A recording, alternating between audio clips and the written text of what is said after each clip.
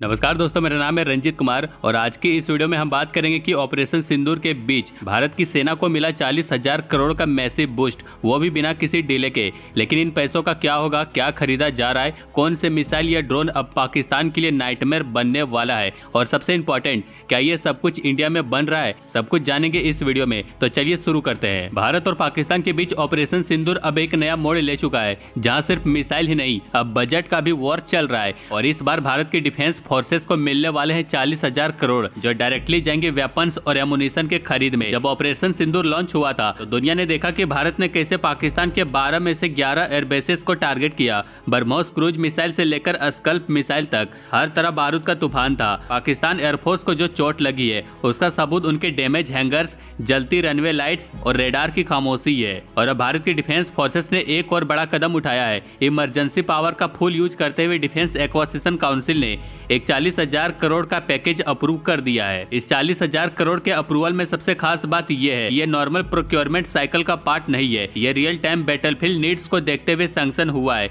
जहां डिले का मतलब होता है डेंजर। ये कोई पहली बार नहीं हो रहा है। पिछले 5 सालों में फोर्सेस को ऐसे फास्ट ट्रैक अप्रूवल 5वीं बार मिल चुकी है। लेकिन इस बार जो फर्क है वो है टाइमिंग। आपको पता है कि ऑपरेशन सिंदूर अभी खत्म नहीं हुआ है, वो सिर्फ पॉज हुआ है। और गवर्नमेंट ने क्लियरली बोला है कि अगर आगे चलकर पहलगाम जैसे और भी अटैक होते हैं तो ऑपरेशन सिंदूर को फिर से रिज्यूम किया जा सकता है। और तब तक के लिए इन पैसों से भारतीय सेना को और भी अपग्रेड किए जाएंगे। नॉर्मल प्रोक्योरमेंट में सिस्टम स्लो होता है, टेंडर निकलते हैं, अप्रूवल आते हैं, पेपर चलती है, फिर कुछ महीने बाद डिलीवरी होती है। लेकिन जब इमरजेंसी पावर एक्टिव होता है तो सिस्टम एकदम फास्ट फॉरवर्ड मोड में आ जाता है। जो चीजें चाहिए वो तुरंत खरीदी जा सकती है बिना किसी ब्यूरोक्रेटिक डिले के। तो अब समझते हैं कि इन 40,000 करोड़ से क्या क्या खरीदा जा रहा है। सबसे पहले फोकस है सर्विलियंस ड्रोन, कामिकेज ड्रोन और लॉन्ग रेंज लोइटरिंग मुनेशन पर। ये ऐसे ड्रोन्स होते हैं जो एनिमी की टेरिटरी में घुस के टारगेट पर गिरते हैं, जैसे सुसाइड बॉम्बर्स, इजरायली हेरोप ड्रोन्स जैसा कुछ सोचिए, लेकिन उससे अपग्रेडेड वर्जन। साथ ही खरीदे जा रहे हैं मिसाइल और आर्टिलरी के लिए एमुनिशन, एयर डिफेंस के स्पीयर और रॉकेट सिस्टम के पार्ट्स,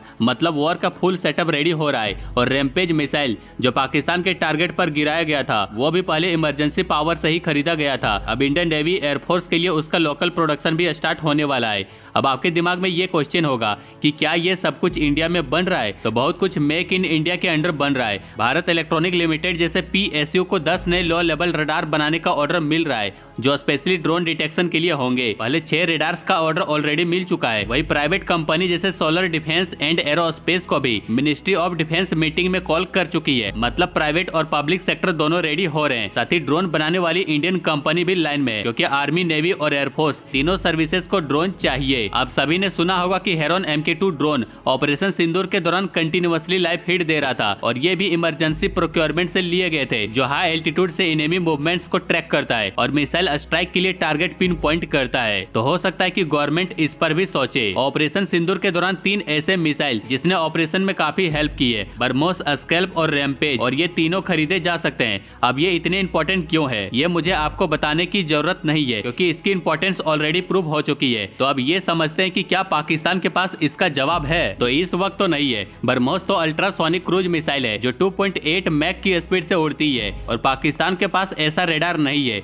जो इसे डिटेक्ट कर सके, और ना ही इंटरसेप्शन कैपेबिलिटी है। स्कल्प मिसाइल भी स्टेल्थ क्रूज मिसाइल है, जिसको राफेल जेट से लॉन्च किया गया था। इसकी रेंज 500 किलोमीटर के आसपास है। और रैम्पेज जो इजराइल ने बनाया है, वो भी high speed GPS guided missile है, जो बंकर और फोर्टिफाइड टारगेट को तोड़ता है। तो पाकिस्तान के एयर बेसेस जहां एयरक्राफ्ट खड़े थे, कंट्रोल टावर थे, फ्यूल डिपोट थे, सब पे मिसाइल गिरा और रिजल्ट मैसिव डिस्ट्रक्शन। ये 40,000 करोड़ एक ही जगह से नहीं जाएगा। इसमें डिफेंस मिनिस्टर के फाइनेंस एडवाइजर भी जुड़ रहे हैं, ताकि इमरजेंसी में पैसे कहां से निकाला जाए, किस प्रायोरिटी पे खर्चा हो और अकाउंटेबिलिटी बनी रहे। और खाली इमरजेंसी नहीं, मिनिस्ट्री अब लॉन्ग टर्म प्लानिंग भी कर रही है। वो इंडस्ट्री लीडर से मिलकर पूछ रही है, आप क्या बना सकते हो, कितनी जल्दी बना सकते हो, और एक्सपोर्ट पोटेंशियल क्या है। और आगे ये भी हो सकता है कि बजट एलोकेशन बढ़े, क्योंकि मिनिस्ट्री सोर्सेस कह रहे हैं कि अगर जरूरत पड़ती है तो एडिशनल फंड्स भी एलोकेट किए जा सकते हैं। क्योंकि ऑपरेशन सिंदूर सिर्फ एक टैक्टिकल मिशन नहीं है, यह स्ट्रेटेजिक डोमिनेशन का प्रमाण है। जब आप एनिमी के सारे एयर बेसेस पर अटैक कर चुके हो तो आपको रेडी रहना पड़ता है किसी भी काउंटर के लिए, और उसके लिए चाहिए फुल मिलिट्री प्रिपरेशन। और इसीलिए इस इमरजेंसी प्रोक्योरमेंट से इंडियन फोर्सेस को अपग्रेड किया जाएगा। ये 40,000 करोड़ सिर्फ एक नंबर नहीं है,